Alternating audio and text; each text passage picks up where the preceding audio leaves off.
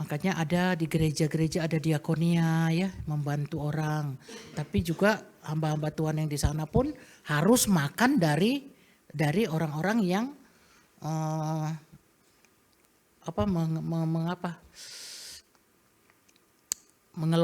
mengelola diakonia di sana ya.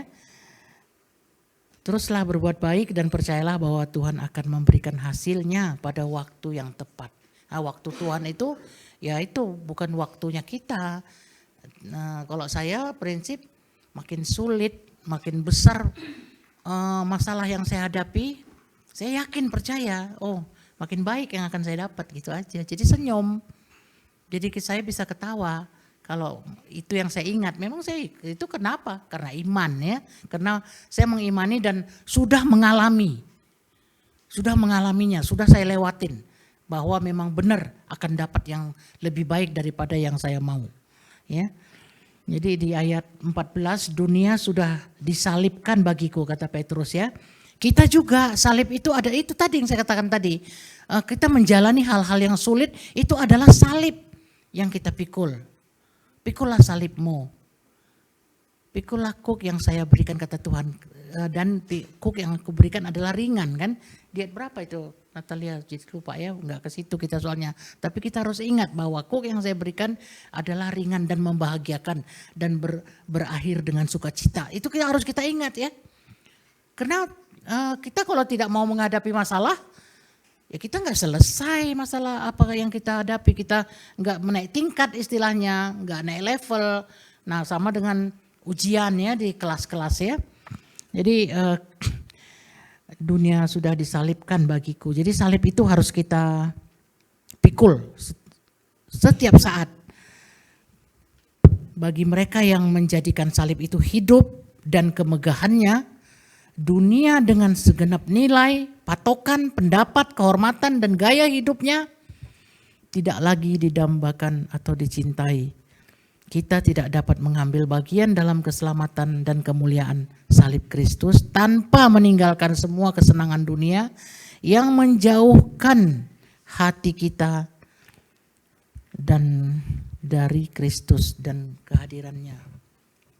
Jadi kita tetap memang ya, saya ini setelah ada film saya yang terakhir ya, mungkin orang-orang lebih banyak yang menonton dan di Netflix pun saya dengar sudah jutaan dan sebentar lagi kalau dia full 10 juta saya akan dapat royalti juga katanya, tapi itu bukan saya pikirin. Yang saya jalanin adalah setiap saya kemarin di rumah sakit, itu suster-suster keluar semua rupanya mereka nonton rame-rame, foto. Ya saya biasa aja sih ya. Muka kita nggak berubah di foto berapa kali pun ya. Pokoknya foto. Saya tujuannya kan mau berobat mata ke sana soalnya ke RSPAD kemarin itu.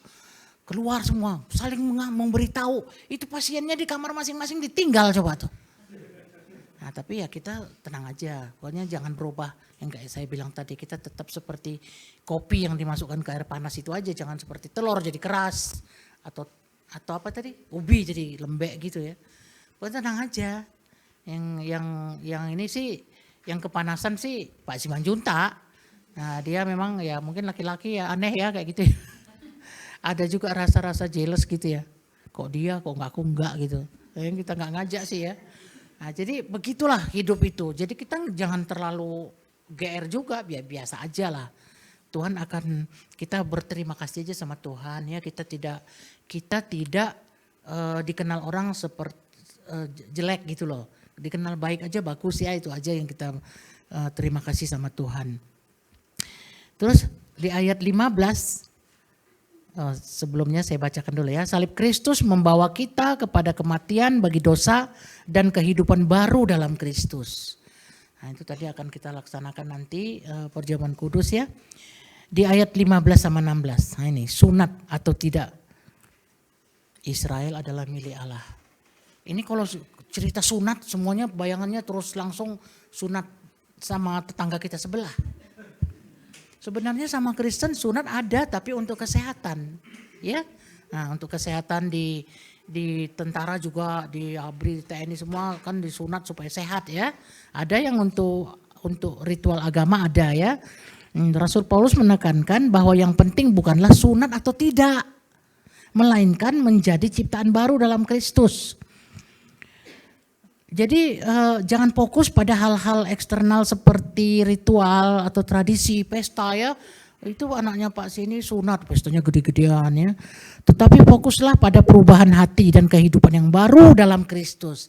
Jadi sunat bagi kita adalah menyunat hati-hati yang jelek.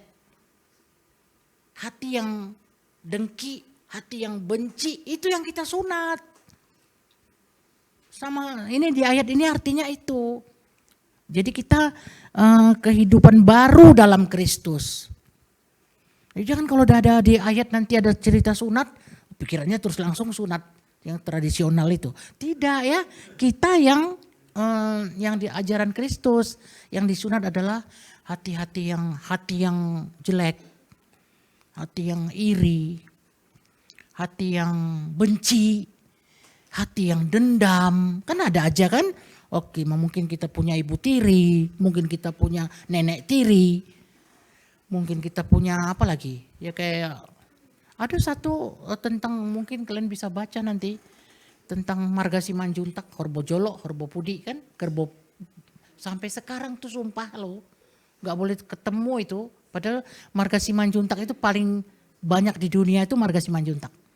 2,5 juta, itu belum masuk Pohan yang adiknya, itu Pohan itu sebenarnya Simanjuntak, itu ada 800 juta ya, 800.000, 2,5 juta itu yang Simanjuntak, yang kedua marga terbanyak itu Siregar, yang ketiga keempat aku udah gak apal lagi.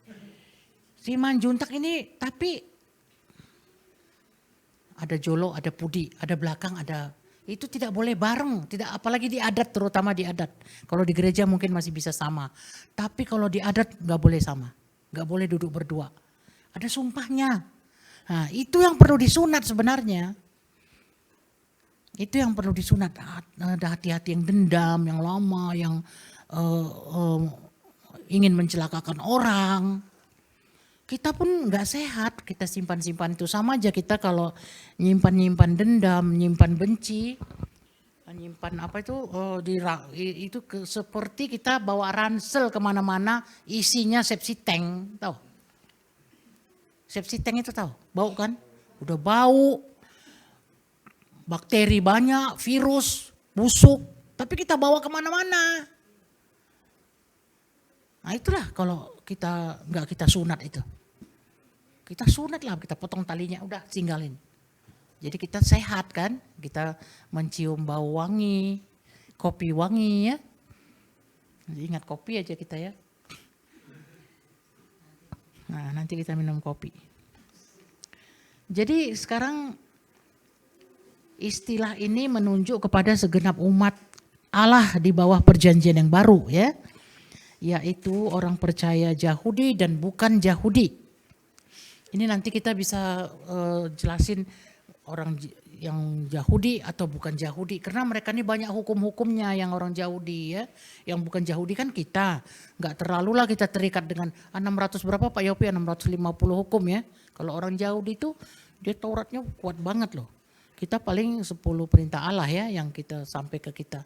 Kalau di sana itu apa yang ditulis di situ udah kita lihat lah ya macam mana mereka mau menjalankan hari Sabat juga, nggak boleh tekan bel, nggak boleh bel aja apa itu, misalnya mau naik ke lantai 30 misalnya kita, nggak boleh kita tekan bel karena dia tiap lantai dia udah tertekan sendiri, saking tidak bolehnya kerja di hari Sabat. Jadi kita bisa setengah jam sampai ke bawah, tiap dari 30 itu kan mungkin 90, kita di 30. Nanti berhenti karena udah ditekan otomatis. Kita tuh nggak boleh bekerja di hari Sabat itu, di hari Sabtu ya. Sampai begitunya ya. Jadi kita tidak mengikuti orang Yahudi, kita yang bukan Yahudi ya. Tapi sama Yesus kita kan sudah sama Tuhan kita diadopsi dan sama ya semuanya ya.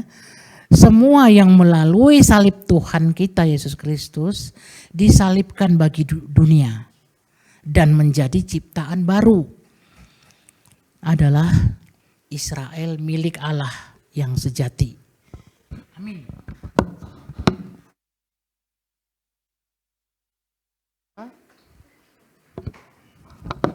kasih atas kehadiran-Mu berupa firman yang baru saja kami dengar.